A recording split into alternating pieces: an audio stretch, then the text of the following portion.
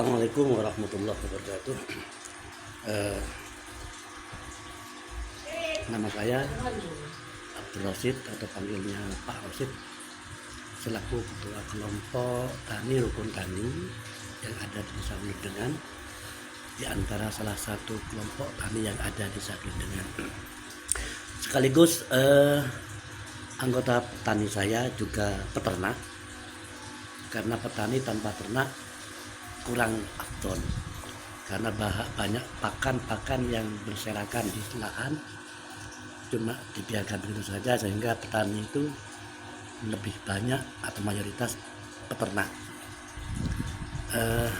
Pada satu tahun yang lalu kami mengikuti bimbingan dan pelatihan untuk pembuatan selase yang dikomandani oleh Bapak Satria selaku salah satu dosen daripada Poltek, memberikan suatu bimbingan dan pelatihan untuk membuat silase atau pakan ternak yang dari hasil pasca panen. Jadi misalnya tebon ataupun jagung, janggal jagung dan sebagainya yang dicampuri dengan berbagai formula yang lain, sehingga menjadikan suatu silase yang bisa dibuat pakan ternak untuk berjangka. Petani pada umumnya kalau di desa itu yang amat sulit pada masa-masa penghujan untuk pakan ternak. Masa penghujan sulitnya adalah karena terhalang dengan hujan untuk ngarit. Maka ada satu kebaikan kalau ada silase. Jadi pada musim hujan pakan begitu banyak, cuma untuk mengambilnya yang angel karena berperang dengan hujan, sehingga walaupun hujan, kalau petani ternak itu harus juga harus dijalankan.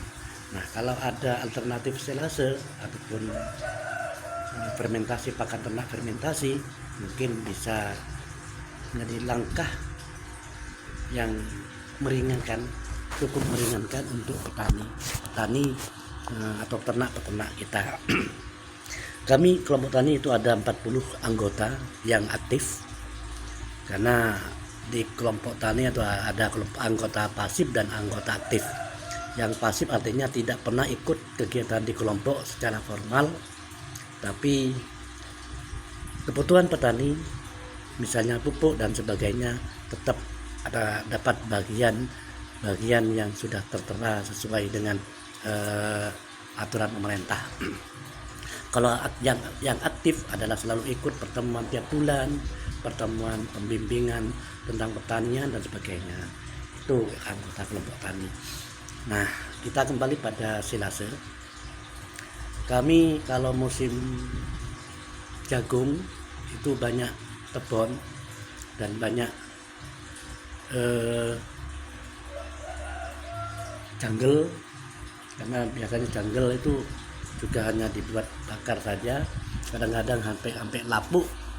Tapi kalau dibuat silase kemudian ada penghancurnya, janggel, itu alangkah baiknya, sehingga sangat meringankan untuk kita kalau kita mencari ataupun mengambil limbah dari pertanian, tebon atau sebagainya. Kalau tebon juga banyak, kalau sekarang sudah mulai nggak ada, sebab kemarin itu petani jagung rata-rata kena musibah dengan datangnya air yang mewabah, sehingga tanaman mati, sedang jagung masih berbuah baru mengisi, bisa dibuat pelas makan ataupun dadar jagungnya sudah mati, sehingga nggak tertolong, banyak petani yang kena musibah. Nah, akhirnya jagung mati kering sebelum waktunya, sehingga untuk mengambil tebon kemarin agak sulit kita karena jagungnya sudah mulai layu dan mengering, sedangkan di bawahnya air begitu mengenang. Jagung tidak mau air banyak, tidak terlalu banyak, jadi kering basah maunya jagung. Yang ada pada saya sekarang, ada di antara anggota kelompok saya adalah jungle ataupun selemper ataupun tumpi. Bahasanya tumpi mungkin hasil jagung gelondong didores, kemudian usianya masuk jadi usi, kemudian jenggrang keluar, kemudian serbuk selempernya kita adai, kemudian itu mungkin akan dibuat silase akan dicampuri dengan ramuan-ramuan yang lain, termasuk ampas tahu, termasuk juga nanti kita tambahi molase, dan juga akan dicampuri dengan E4, karena di situ nanti kita ngambil apa yang ada di sekitar kita. Insya Allah kita nanti mungkin sore kita akan ngajak teman-teman untuk membuatkan silasenya. Jadi silase adalah upaya kita untuk mengawetkan atau memberikan pakan yang cukup awet. Misalnya kita tidak terlalu begitu panik dengan pakan-pakan ternak yang ada. Cuma kalau masih skala kecil yang memang masih tetap masih butuh tambahan juga dicampur dengan ngarit juga. Namun kalau kita sampai punya misalnya sapinya 2, kita punya tong sampai 10, mungkin sampai 1 bulan atau 2 bulan bisa kita nggak ngarit. Tapi karena kita masih skala kecil, ya bukan peternak besar, bukan kandang bersih, bukan kandang sapi yang besar, cuma ya petani masih sebagai sampingan. Kalau petani di desa masih bukan perusahaan peternakan. Kalau perusahaan peternakan mungkin akan punya begitu banyak tong atau trim untuk penyimpanan. Untuk manfaat, sangat-sangat manfaat untuk kita, sehingga kita tidak pusing dengan setiap hari selalu ngarit, setiap hari harus mencari pakan ternak. Kalau kita punya simpanan molase, silase yang cukup banyak. Tapi kalau hanya satu ya tetap harus kita cari juga gitu.